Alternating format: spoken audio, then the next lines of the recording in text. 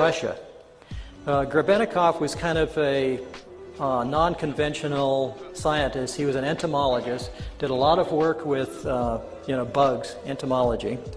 And his favorite thing was to go out into the steppes of Russia and into the various outer hinterlands and camp out in the summers and study his favorite subject.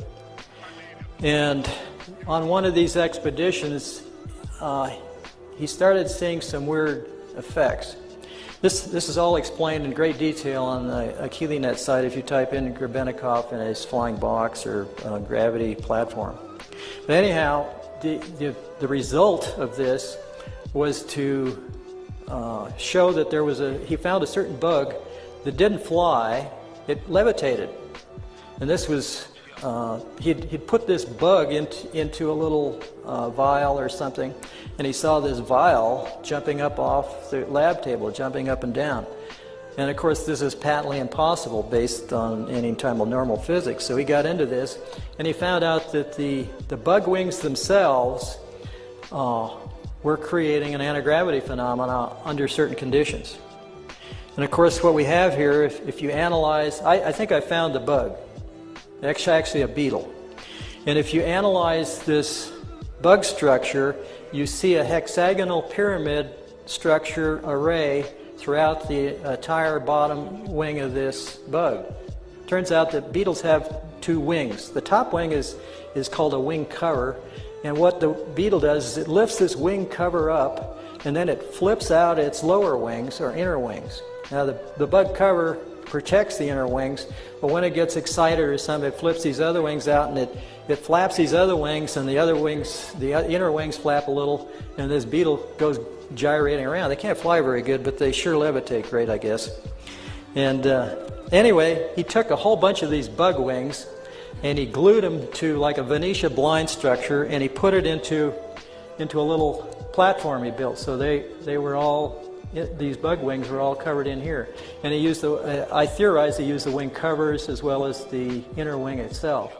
There's also a kind of a handlebar on this thing with some controls. You can see the thing a little better here in detail.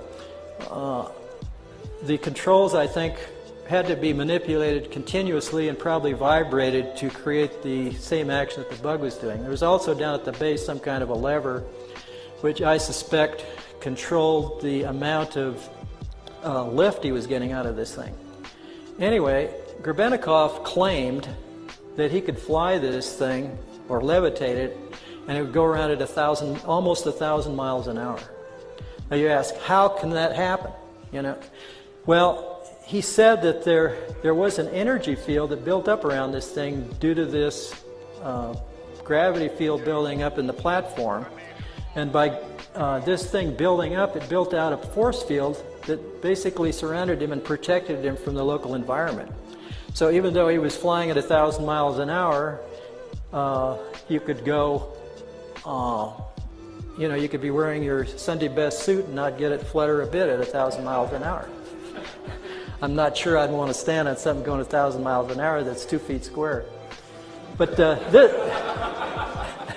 this picture here shows him sitting on the ground. And these pictures are much better if you get on the AchilleNet site.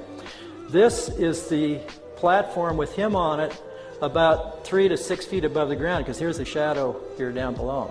Now you could say this is all faked, but if you get into the other things he did with shape, they almost mirror the stuff that I discovered, and it proves, I guess, that there's either two crazy people in the world, or there's two people that have found the same discoveries. So I think that this is a valid phenomenon, and I'll show you why.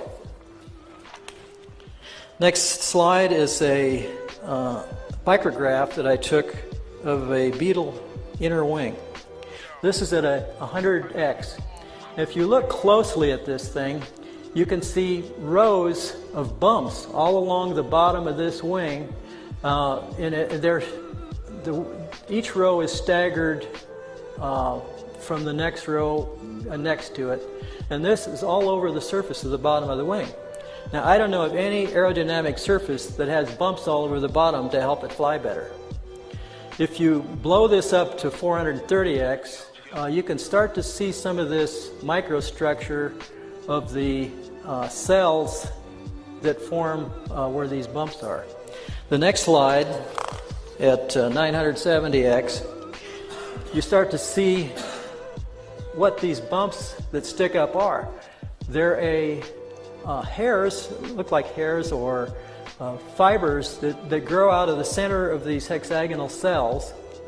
And of course, this harkens back to my basic shape power discovery, is that each one of these, because of their shape going down to a point, is creating a magnetic field. And remember, a magnetic field is a rotating piece of vortex in the ether. Yo, I need